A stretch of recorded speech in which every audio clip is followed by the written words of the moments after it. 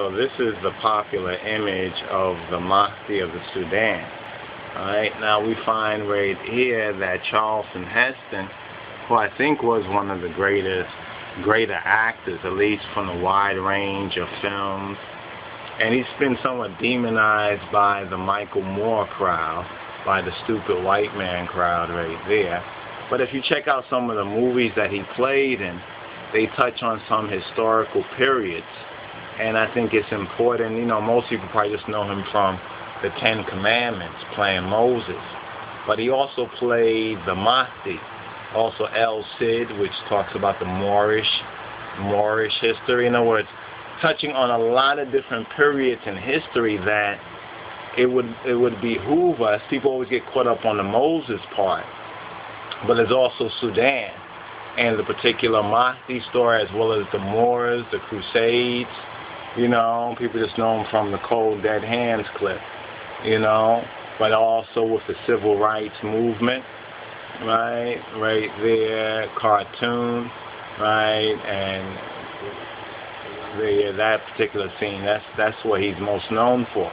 Well, I want to point your attention to this right here, right, concerning these people, or black peoples, right, and the whole MAHDI movement that has been hijacked by the pale red Arabs, or racist Arabs, right? And also Planet of the Apes. Remember the whole Planet of the Apes series as well.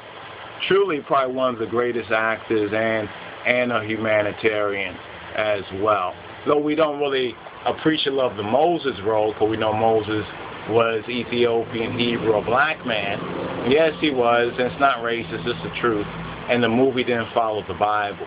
But then a lot of the movies don't, because the movies are political. But the fact that he played in so many of these different roles right here, I think is particularly interesting. And like I said, I want to point your attention to this movie, well, not that one, but then isn't it more or less the same thing, at least from certain people's perspectives? But anyway, let's go up here. What we just looked up was Charlton. I always call him Charleston, South Carolina, Heston. Anyway, this movie right here, cartoon, right?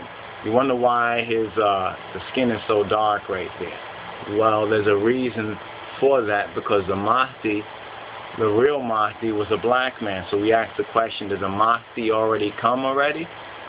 Right? And, well, one thing at a time. Let's get that picture again over here. I want to get this picture. So he's been demonized by the liberal media. So I guess, so you won't look at these movies and begin to question.